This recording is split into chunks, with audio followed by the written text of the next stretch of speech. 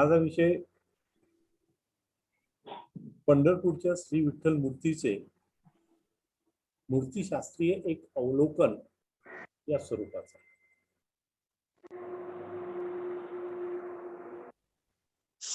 कारण आपण मंदिरात जातो, मंदिरात आपण जी प्रमुख देवता असते त्या प्रमुख देवतेकडे बघतो आणि नामस्मरण करत असतो, परंतु त्याचे बारकावे आपण कधीही बघत नाही। कारण आपल्या मनामध्ये एक वेगळा भाव असतो आणि तो भाव म्हणजे भक्तीचा भाव असतो। पण मी थोड्या वेगळ्या पद्धतीने याचा अभ्यास केलेला आहे आणि हा अभ्यास जवळजवळ म्हणजे एक 30 वर्षाचा माझा हा एक प्रवास आहे असं म्हटलं तरी चालेल। सर्वांनी आता इकडे लक्ष द्या।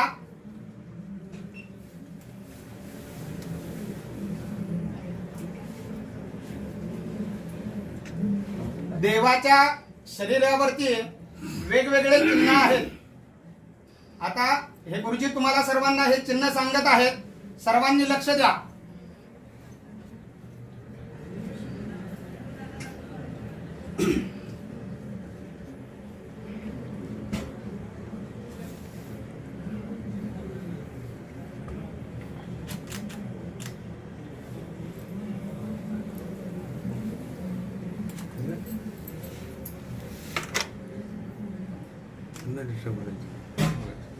इकडे लक्ष द्या। ही भक्त पुण्यकाने दिलेली विट आहे, विटेवर ते उभे आहेत। ही मुक्तकेशी नावाची दासी होती, तिचं नकडे पोटत दासीचं गर्व पर्यावरण केलं देवाचं। ही गोकुळात गुर्राकाची काठी आहे, पितांबरचा सोगा आहे, वासनाच्या गळ्याचा करदोड आहे, डाव्या हाती शंख आहे, हे उजव्या हाती कमल पुष्प आहे, हे ब्रह्मद्रिकाली जागा, रुक्मिणीने बसायची का अर्धांगी जागा, हे कौस्तुभमणी, हे ब्रह्म ऋषीने लात मारलेली आहे। कौस्तुभमणी मकराकार कुंडल मस्तकी शिवाकार महादेव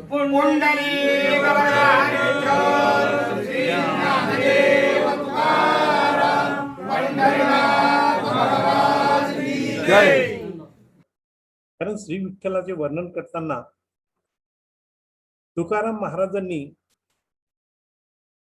फार सोप्या शब्दात विवेचन केलं। कारण वारकरी मंडळी त्याच्या या अभंगास रूपाचं अभंग असं म्हणतात, ते यथार्थ आहे। तो अभंग असा आहे की सुंदर ते ध्यान उभे विटेवरी करकटावरी ठेवून या, मकर कुंडले तळपती श्रवणी कंठी कौस्तुभ मणी विराजित, गळा तुळशीहार कासे पितांबर आवडे निरंतर हेची ध्यानी, तुका मने माझे हेची सर्व सुख पाहिन श्रीमुख आवडेल। या पंढरपूरच्या श्री विठ्ठलाचं केवळ पंढरपूर हे एक गाव नाही आहे, ते श्री क्षेत्र आहे। आपण श्री क्षेत्राकडे कधीही लक्ष देत नाही आणि विठ्ठल मूर्ती केवळ ही विठ्ठल मूर्ती नाही तर श्री विठ्ठल मूर्ती आहे। आणि ही विठ्ठल मूर्ती उभी आहे त्याला स्थानक असं म्हटलं जातं। त्यामुळे तिचा योगाशी काही संबंध आहे का असे चटकन वाटत नाही।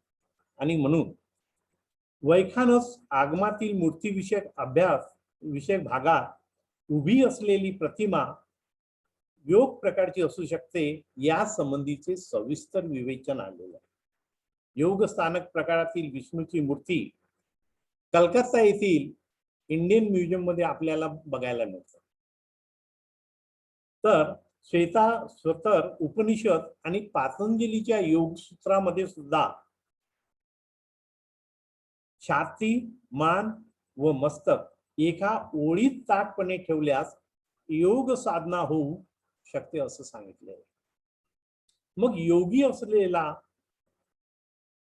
म्हणजे व्यक्ती असो किंवा देवदेवता असो, त्या उभ्या असो किंवा म्हणजे बसलेल्या असो, त्या योग करू शकतात।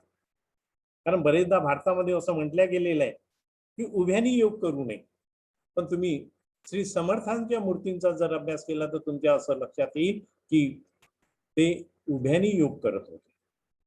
आणि म्हणूनच कंठोपनिषदात असं म्हटलेलं आहे की ता योग नीती मनंते स्थिर नित्यंद्र धारणम. शरीरावर आणि मनावर संपूर्ण ताबा म्हणजे योग.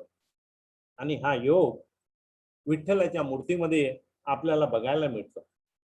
विठ्ठल मूर्ती ही योग स्थानक आहे, म्हणून तिच्या हातामध्ये चक्र आणि गदा नाही. कारण या बाबतीत बरेच वादविवाद झाले होते, पण आता मात्र नाही. कारण ही हरिहराची मूर्ती आहे असं मानल्या गेलं. हरी म्हणजे विष्णू आणि हर म्हणजे शिव. आता हे मानलं का गेले तर प्रामुख्याने कर्नाटकामध्ये शैव संप्रदायाचा जास्त प्रभाव असल्यामुळे कानडी लोकांनी तो खऱ्या अर्थानं तो शिवभक्तही आहे, म्हणजे शिवाची आणि विष्णूची आहे, एक समन्वय साधण्याचा प्रयत्न केलेला. कारण या पांडुरंगाच्या डोक्यावर जो शिरस्त्राण होता त्याला लोक शिवलिंग असं म्हणतात, पण ते शिवलिंग नाही. त्याचं कारण असं की हे शिरस्त्राण होतं आणि त्या शिरस्त्राणावर पंचामृत टाकल्यानंतर त्याची जी केमिकल रिॲक्शन झाली त्याच्यामुळे त्या सगळ्या ज्या रेषा आहेत त्या नष्ट झाल्या आणि तो भाग वरचा शिरस्त्राणाचा गुडगुडीत झालेला. आणि म्हणून अनेक लोकांना वाटतं की विष्णूच्या डोक्यावर म्हणजे शिवलिंग आहे. आणि म्हणून इथे त्याचं कारण आहे, म्हणजे आपल्याला म्हणजे स्पष्ट सांगता येतं की हा शिवलिंग नाही. म्हणजे आंधळा माणूस सुद्धा सांगेल. मी ज्या वेळेला याचं एक्सप्लेनेशन देईन त्यावेळेला म्हणजे तुमच्या लक्षात येईल की इथे श्री विठ्ठल 4 हाताचा नाही, ज्याला चतुर्भुज आपण म्हणतो तसं नाही, द्विभुज आहे, म्हणजे 2 हाताचा. आणि हे विष्णूच्या नेहमीच्या रूपापेक्षा वेगळं. आणि म्हणूनच संतांना ही याची माहिती होती. म्हणजे ज्ञानेदेव, तुकाराम, नामदेव यांनी मात्र आपल्या अभंगामध्ये याचा उल्लेख केलेला आहे की हा 24 वेगळा असा हा विठ्ठल आहे. म्हणजे 25वा विठ्ठल असं म्हटलेलं आहे, पण त्या 24 प्रकारामध्ये मोडलेलं नाहीये. आणि म्हणूनच याचं विवेचन करताना काही गोष्टीचा आपल्याला आढावा घेणं अत्यंत गरजेचं आहे असं आपल्या लक्षात येईल. कारण या मूर्तीच्या माथ्यावर उंच किंचित निमुळते आकाराचे कंगोरे युक्त मुकुट आहे. याला काही जण शिवलिंग म्हणतात, हे आधीही मी म्हटलेलं. कानात मकर कुंडली असून ती एखाद्या खांद्यावर म्हणजे असून ती खांद्यावर विसावलेली आहे. तिचे कंठीहार आहे. छातीच्या उजव्या व डाव्या भागावर अनुक्रमे एक वर्तुळ व खळगा असून त्यास श्रीनिकेतन व श्रीवत्स लांछन असे मानतात. दंडावर व मनगटावर अंगद व मणिबंध आहेत. कटीभोवती तिहेरी मेखला आहे. नेसूचे तलम पितांबर समोर दोन्ही मांड्यांच्या मध्ये दिसणाऱ्या निऱ्यामध्ये स्पष्ट होते. याची शिल्पग्रंथीय उदाहरणे आढळत नाही, पण प्रत्यक्ष मूर्ती दक्षिण भारतातील अनेक ठिकाणी आपल्याला आढळतात.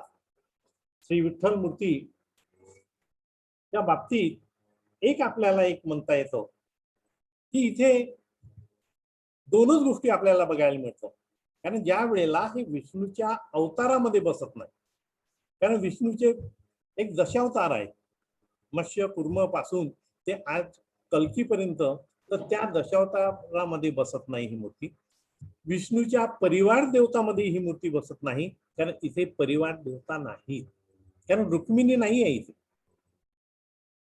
ते का नाही त्याचंही मी म्हणजे विश्लेषण करेन. एवढंच नाही तर विष्णूचे जे 24 प्रकार आहेत, म्हणजे हातामध्ये शंख, चक्र, गदा आणि पद्म, ही जी विष्णूची लांछनं आहेत, या 24 म्हणजे ही लांछनं हातामध्ये जसे बदलतात, म्हणजे शंख असेल डाव्या हातात खालच्या, वरच्या हातात चक्र असेल आणि मग इकडे पद्म आणि गदा असेल, तर मग ते जसं म्हणजे त्याचं बदलत जातं रूप, असे विष्णूचे 24 प्रकार होतात. पण त्या 24 प्रकारामध्ये ही मूर्ती मोडत नाही. आणि म्हणूनच ज्ञानेश्वरांनी जे म्हटलंय की 24 वेगळा असा हा माझा विठू म्हणजे 25 आहे, पण या प्रकारामध्ये न मोडणारा. या प्रकारामध्ये का मोडत नाही तर विष्णू हा योग विष्णू आहे, ज्याला म्हणजे योग विठ्ठल असं म्हटलं जातं. ही योगाची मूर्ती आहे. आता योगाची मूर्ती कशी तर ही जी इथून रेषा पायाच्या मध्यपर्यंत ज्या वेळेला म्हणजे श्री विठ्ठल उभे आहे, त्या विठ्ठलाला एक सरळ रेषा म्हणजे तुम्ही बघा, कुठेही म्हणजे ती तिरपी रेषा जाणार नाही, दोन्ही पायाच्या मध्यभागी जाईल. आणि दुसरी गोष्ट, इथे 2 पाय जोडलेले पायामध्ये फार म्हणजे असं तुम्ही माड्याची मूर्ती जर बघितली म्हणजे पंढरपूर पासून 30 किलोमीटर अंतरावर त्या मूर्तीच्या बाबतीत म्हणजे काही म्हणजे भाष्य करणार आहे तर त्या मूर्तीमध्ये दोन्ही पाय हे 1 फुटाचं जवळजवळ अंतर आहे असं आपल्या लक्षात. दोन्ही पाय जे ठेवलेले आहेत त्याच्यात म्हणजे 1 फुटाचं अंतर आहे. आणि म्हणून ध्यान करत असताना मग ते तुम्ही बैठक ध्यान करा, उभं ध्यान करा, एक स्थिर स्थिती ही महत्वाची असते.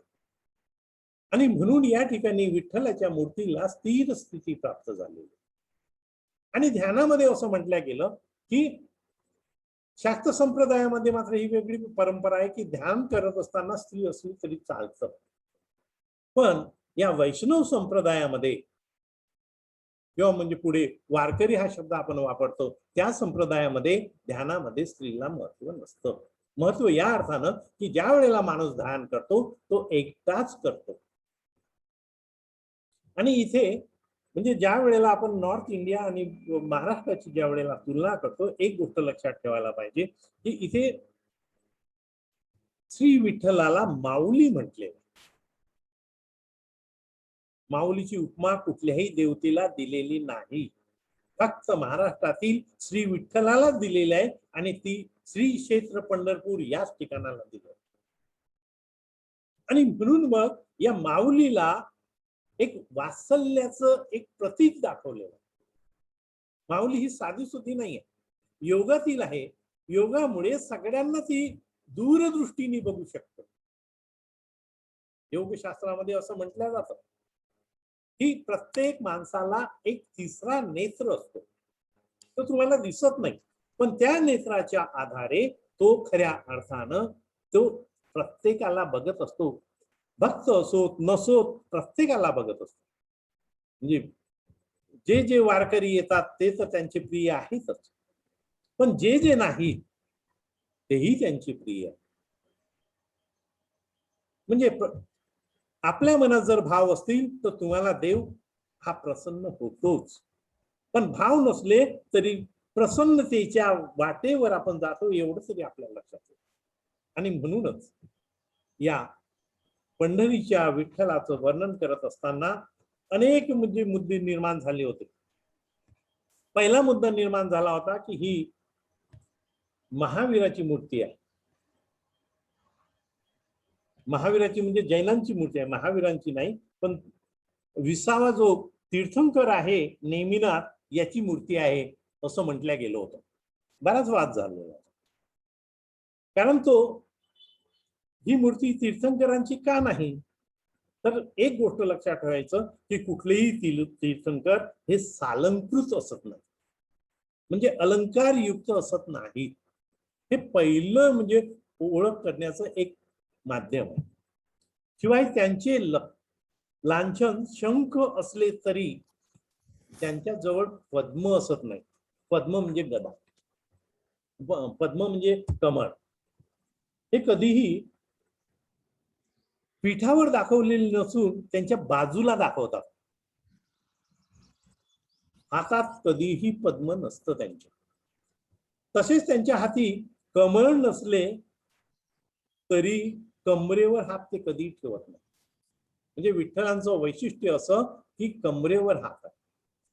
इथे म्हणजे लांछन नाही, ते सालंकृत नाहीत. म्हणजे ह्या गोष्टी बघितल्यानंतर आपल्याला लक्षात येतं की ते म्हणजे या जैन परंपरेत बसणारे नाहीत.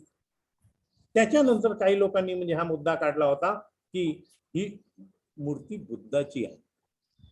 आता बुद्धाची मूर्ती आहे असं म्हटल्यानंतर की बुद्धाच्या हातामध्ये शंख आणि कमळ नसतं, कधीच नसतं. तो क्वचित सालंकृत व मुकुटधारी असू शकतो, पण कमळ आणि शंख ही नसतात. आणि त्याच्यामुळे बुद्धाची मूर्ती आपल्याला मान्य करता येत नाही.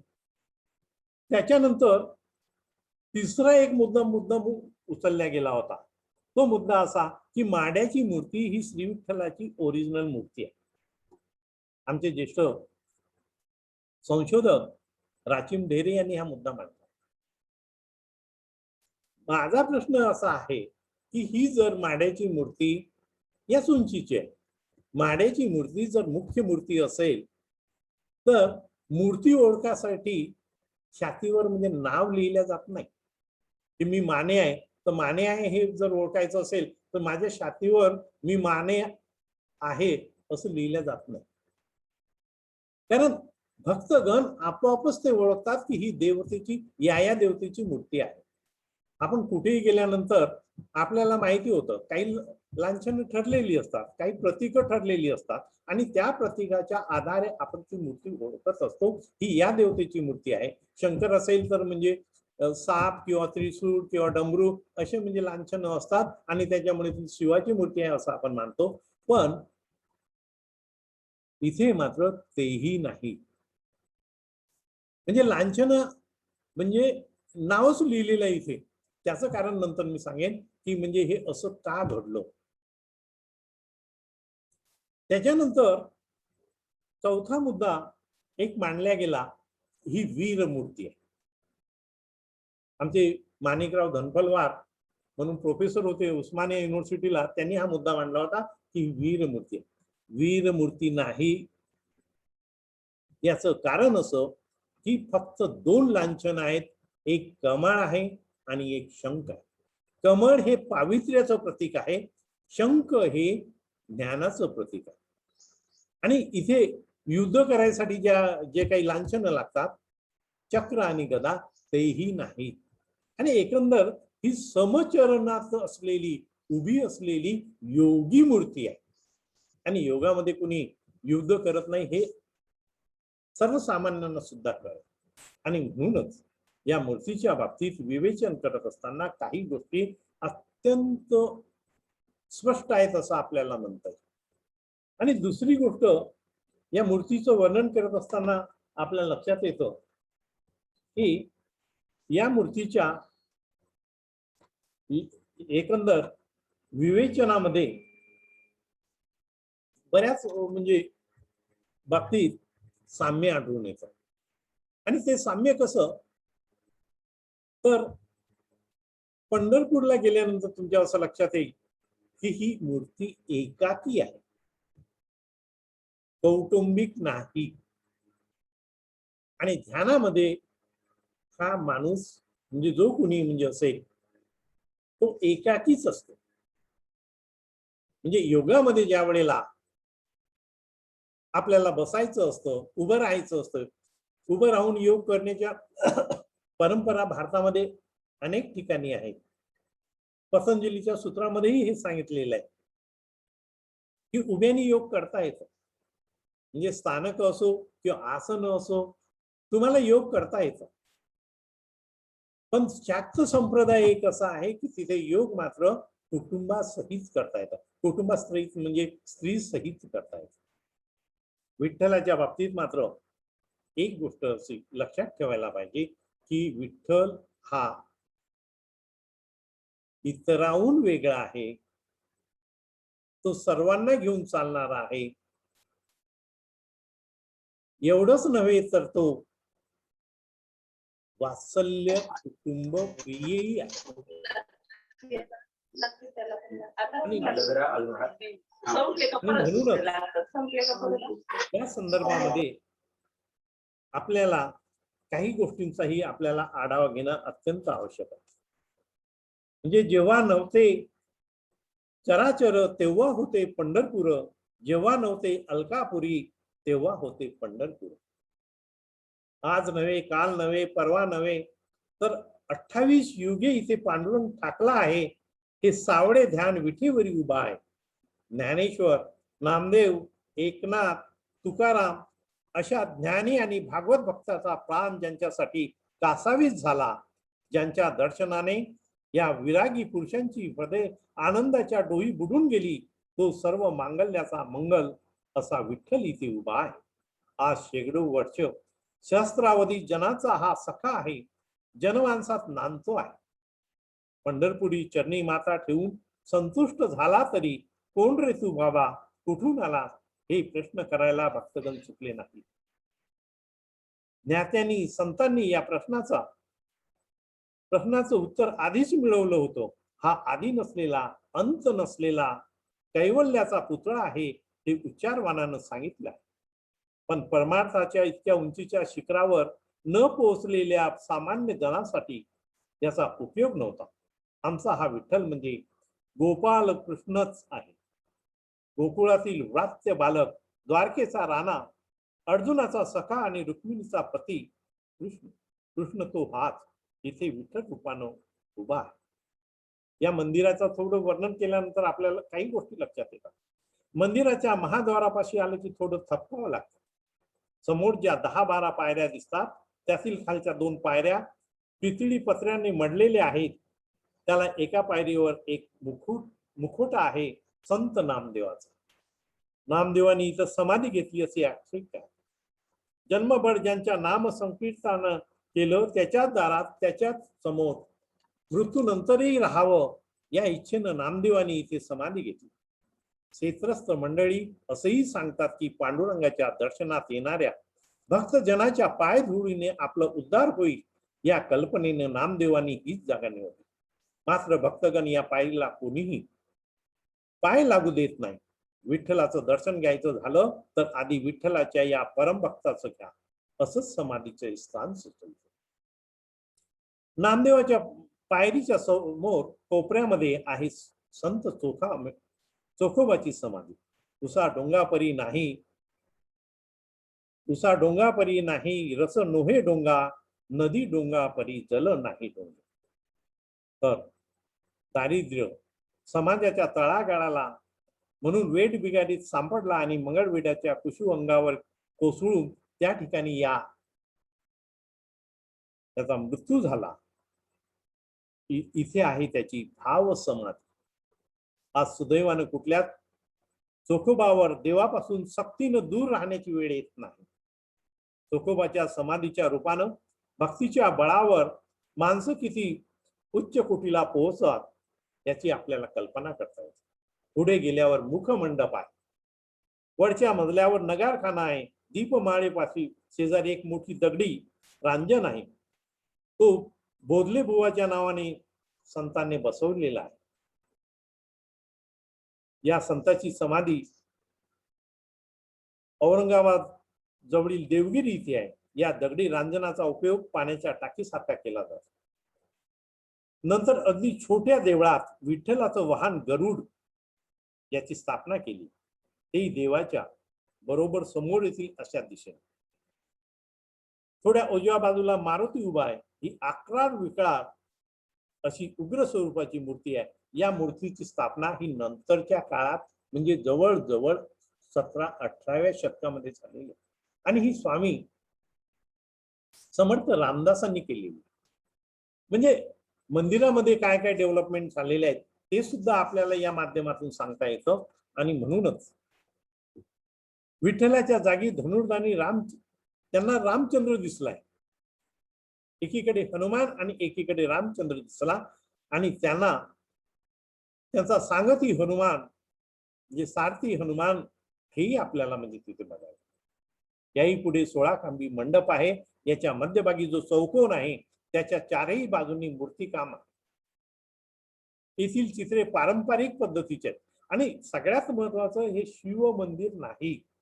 कुणी म्हणजे आपण आधी म्हटल्याप्रमाणे की शिवलिंग डोक्यावर ठेवलेलं आहे पण शिव मंदिर नाही. त्याचं कारण असं, इथे जेवढी काही शिल्प आहेत, चित्र आहेत किंवा म्हणजे जे काही लांछन आहेत ते शैव धर्माशी कुठेही जुळणारी नाही. ती वैष्णव धर्माशी किंवा वारकरी संप्रदायाशी जुळणारीच आहेत. आणि त्याच्यामुळे आपल्याला ठामपणे सांगता येतं की हे मंदिर श्री विठ्ठलाचंच आहे.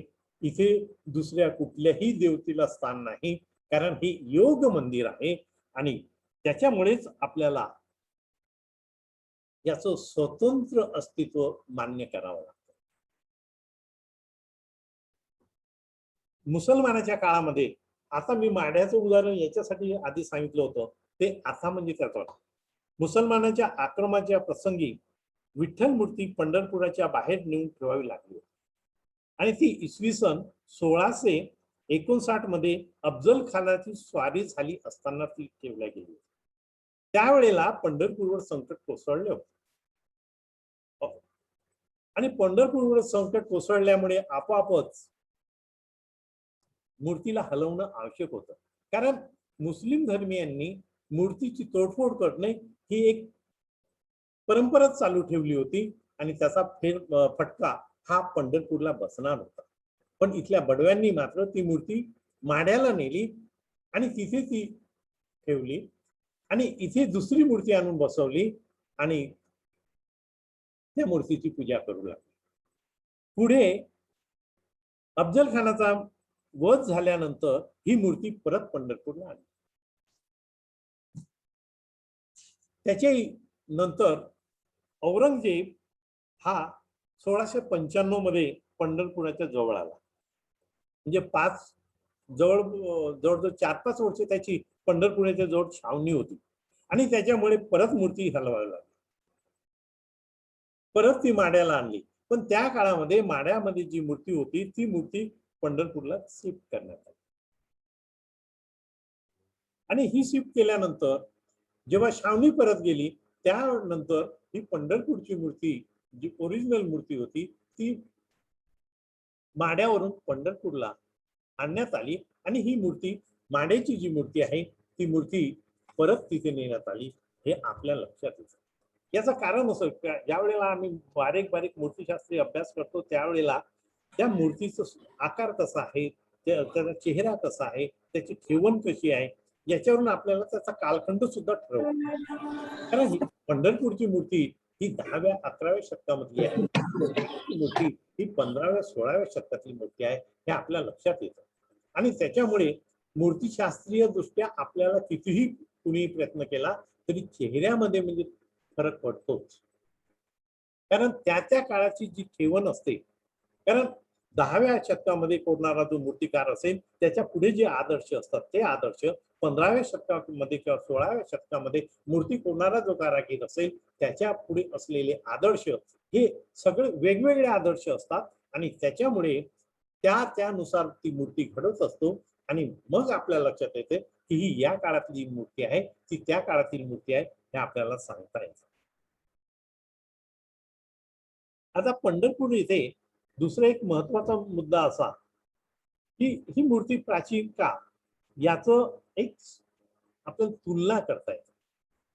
म्हणजे ही मूर्ती यादव काळातील किंवा त्याच्याही पूर्वीची आहे असं आपल्याला म्हणता येईल. कारण या ठिकाणी पंढरपूरमध्ये एक लेख मिळालेला आहे, 84 चा लेख म्हणून ओळखला जातो. की पंढरपूरला ज्या ज्या लोकांनी दान दिलेले आहे त्यांच्या संदर्भात असलेला लेख. कारण तुम्ही ज्या वेळेला पांडुरंगाला म्हणजे पांडुरंगाची पूजा करून तुम्ही म्हणजे जाता मंदिराच्या बाहेर आणि तिथे एक शिळा आहे त्यावर म्हणजे हा लेख कोरलेला आहे आणि त्याच्यात म्हणजे वेगवेगळ्या भागातून आलेले जे वारकरी होते त्यांनी जे दान दिलेले आहे त्या दानाचा उल्लेख आहे. अमरावतीने जे काही वारकरी गेले होते त्या वारकऱ्यांनी जे दान दिल्याचा उल्लेख या लेखामध्ये नोंदवलेला आहे. तर अशा प्रकारचं म्हणजे हे दान. आता म्हणजे इथे रुक्माई का नाही तर ती योग मूर्ती आणि मग लोक विचारतात का विठ्ठल रुक्माईची मूर्ती तर म्हणजे सर्वत्र आपल्याला म्हणजे एकत्र पाहायला मिळते इथे का नाही. त्याचं साधं उदाहरण म्हणजे सांगितलेलं आहे की ही योग मूर्ती आहे त्याच्यामुळे ती मूर्ती विठ्ठलाच्या सोबत राहू शकत नाही आणि म्हणून मग त्याच्या संदर्भात कथा गुंतण्यात आलेल्या की रागाने रुसून ती मूर्ती म्हणजे रुक्मिणी ही दिंडीर वनामध्ये गेली. ते रागाच्या भरात वगैरे नाही, ती म्हणजे या काळामध्ये ती दिंडीर वनातच होती गेली. असं म्हणजे आपण काहीतरी म्हणजे वेगळे विचार मांडत असतो. आणि ती श्री विठ्ठलाची अर्धांगिनी आहे, त्याच्यामुळे शरीरामध्ये तिचं अस्तित्व असतंच. ती असो की नसो, पण शरीरामध्ये अस्तित्व असतं हेही मान्य करायला पाहिजे. ती तिथे असली तरी त्या अस्तित्वासहित ते तिथे समचरणी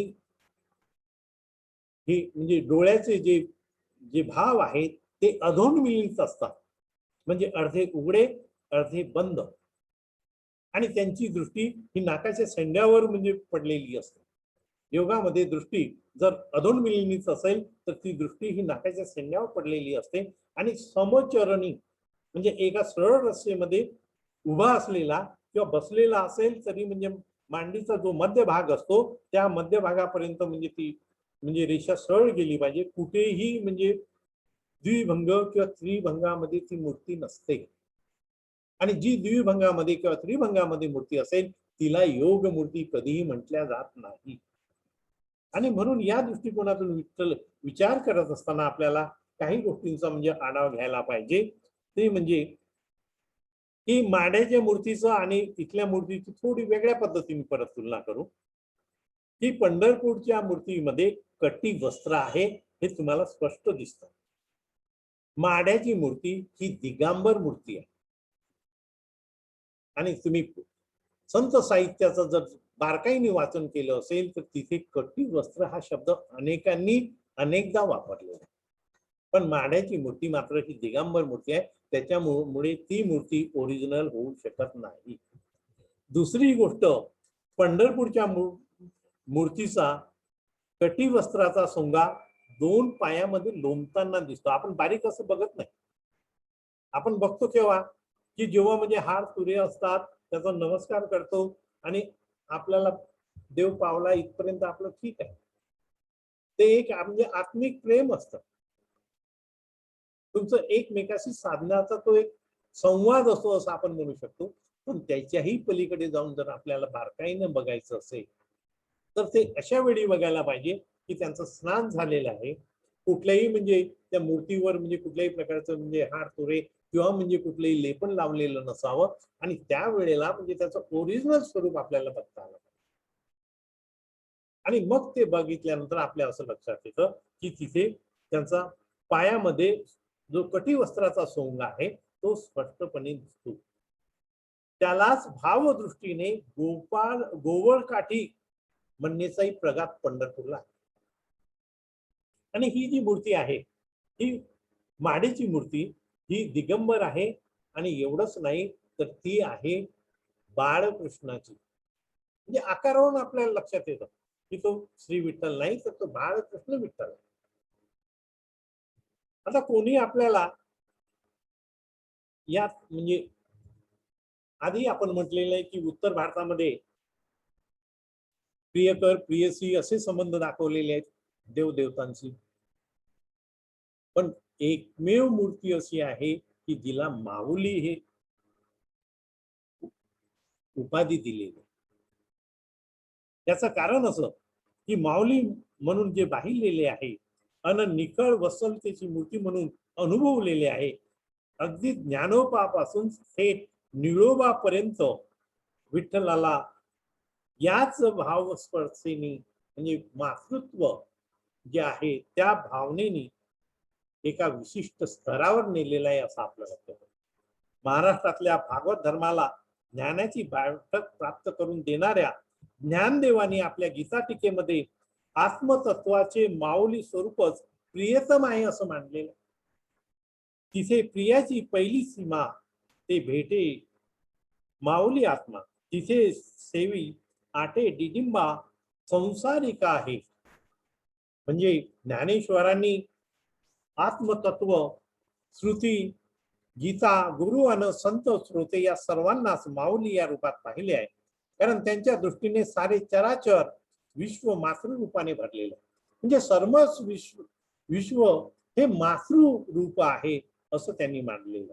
आणि त्याच्यामुळे केवळ माया भरल्या दृष्टीनं पिलांना पाना पाजणारी कुर्मी जशी त्याच्या पोषक मातृत्वाची आदर्श प्रतिमा वाटते, त्याचप्रमाणे वासरू पाहिल्याबरोबर झटपटून उठवणारी अन त्याच्या मुखाला स्तन भिडवल्यानंतर अनावराच्या पाण्याने कोसळणारी धेनुही त्याच्या माऊलीच्या महिमा शब्दाविना जाणून देते. श्री विठ्ठला माऊली बनवणारे नामदेव हे खरोखरच क्षेत्रातील किमयागार आहेत आणि घनगुणाचे परम तत्व एवढे कोवळे नाते त्यांनी प्रस्थापित केले. तू माझी माऊली, मी ओ तुझा तान्हा, पाजी प्रेम पान्हा पांडुरंग. नामदेवाने त्या विठाईला हाक दिल्यानंतर तिचे अतृप्त वात्सल्य या एकाच लेकरावर मायेचा वर्षाव न करता राहिले, यात आश्चर्य काही नाही. जनाबाईच्या बाबतीत आपल्याला असंच सांगता येईल. माझ्या पित्याच्या सुखाला लहानपणी आसवलेली ही माय गेली बाप गेला, आता सांभाळी विठ्ठला. म्हणजे आई वडील गेलेत, आता म्हणजे माझा सांभाळ कोण? तर विठ्ठल. म्हणजे विठ्ठलाच्या चरणी ही लीन झाली आणि माझा सांभाळ करणे बाबा विठ्ठला. अशा प्रकारची म्हणजे तिची हात विठ्ठलाला टाकली आणि विठ्ठलाने ती ऐकली, असंही आपल्या लक्षात येईल. मी तुझे गा लेकरू, नको मजसी अवेरू, येग येग विठाबाई माझी पंढरीची आई. ज्ञानोबापासून तुकारामापर्यंत मराठी संत परंपरा विठ्ठलाचे मातृरूप गाजवीत आहे. मराठी संत हे संप्रदायाने शाक्त नसतानाही, किंबहुना शाक्त विरोधी असताना त्यांनी आपले उपास्य दैवत मातृरूपाने स्वीकारले आणि ते उपास्य दैवत पुरुष रूप असूनही त्यांनी त्याला मातृत्व बहाल केले, हे आपल्याला दिसून येते. आणि म्हणूनच या सर्वांचं विवेचन करत असताना आपल्याला काही गोष्टी महत्वाच्या वाटतात, आणि त्या म्हणजे की विठ्ठल संत ज्ञानेश्वरापासून ते संत नामदेव यांच्या कालखंडापर्यंत एक महत्वपूर्ण देवता होती, आणि तीच परंपरा आजपर्यंत टिकून राहिलेली आहे. यात काही गोष्टींचा आढावा घ्यायला पाहिजे. ज्ञानदेवाचा एक जो अभंग आहे त्यावरून आपल्या लक्षात येईल की तुझं सगुणी म्हणू की निर्गुणी रे, सगुण निर्गुण एकू गोविंद रे. तुकोबाई श्री विठ्ठलाला पंढरीराव पांडुरंग विठोबा विठाबाई विश्वंभरा नारायणा गोपाळ गोपाळा गोविंद केशव कमळापती हरी रुक्मादेवी विवरा इत्यादी अनेक नावांनी पुकारत व अखेरीस तुका म्हणे जे जे बोला ते ते साजे या विठ्ठला, असा निष्कर्ष काय. विठ्ठलाच्या दोन हाताच्या म्हणजे ही जी मूर्ती आहे, पण भारतामध्ये कुठेही दोन हाताची मूर्ती नाही. ते 4 हाताच्या मूर्ती, म्हणजे एक माड्याची सोडली तर बाकी कुठेही नाही. 4 हाताच्या मूर्ती आहेत. म्हणजे अहमदनगर जिल्ह्यात एक मूर्ती आहे, ती आहे विठ्ठलाची 4 हाताची मूर्ती आहे. मिशा असलेला विठ्ठल दाखवलेला आहे. समपादात नसलेला विठ्ठल दाखवलेला आहे. श्रीस्थानाऐवजी शिवलिंग निर्माण करून विठ्ठल दाखवलेला आहे. तो गोपाळाचा विठ्ठल दाखवलेला आहे. मेंढपाळाचा विठ्ठल दाखवलेला आहे. म्हणजे सर्वावर कृपा दृष्टी आहे, अशा प्रकारच्या मूर्ती तयार करण्यात आलेल्या आहेत. आणि ते तयार करत असताना मूर्तीशास्त्रीय मात्र नंतरच्या काळामध्ये आढावा घेण्यात आलेला नाही, की ज्यांना जसं हवं आहे तसं म्हणजे मूर्ती तयार केल्या. ही कौटुंब वसल्य असेल तर विठ्ठल रुक्माईची मूर्ती पाहिजेच. मग तशा मूर्ती घडवण्यात आल्या. पण योगाची मूर्ती आणि रुक्मिणीची मूर्ती हे समन्वय जुळणं कठीण आहे. कारण विठ्ठल हा योगी आहे आणि योगशास्त्राच्या दृष्टिकोनातूनच आपल्याला विचार करायला पाहिजे. आणि त्यासाठी विठ्ठलाचा गजर करत तल्लीन होऊन जातो, आणि इथे मात्र अहंकाराचा नाश होतो, प्रेम भाव निर्माण होते. पंढरीच्या वारीला जाणाऱ्या वारकरी हा प्रति विठ्ठल मानला जातो, आणि त्यामुळे आबाल वृद्ध ही त्या वारकऱ्याला नमस्कार करतात. ही वारकरी संप्रदायाची एक खास देण आहे, असं आपल्याला एकाच मतेची जाणीव होते. तो कुठल्या जातीचा आहे, कुठल्या पंथाचा आहे, कुठल्या संप्रदायाचा आहे, कुठल्या धर्माचा आहे, याचा विचार न करता कुणीही जो वारी करेल तो वारकरी. सरळ साधं उदाहरण, इथे कुठेही लफवाछफवी नाहीये. आणि म्हणूनच या विठ्ठल मूर्तीमुळे जातीतील जे बंध आहेत ते मिटतात, एकात्मता पावतात, प्रेमभाव पाळतात आणि यौगिक दृष्ट्या श्री विठ्ठल हा सगळ्यांना आपलंसं करतो. जय हरी विठ्ठल.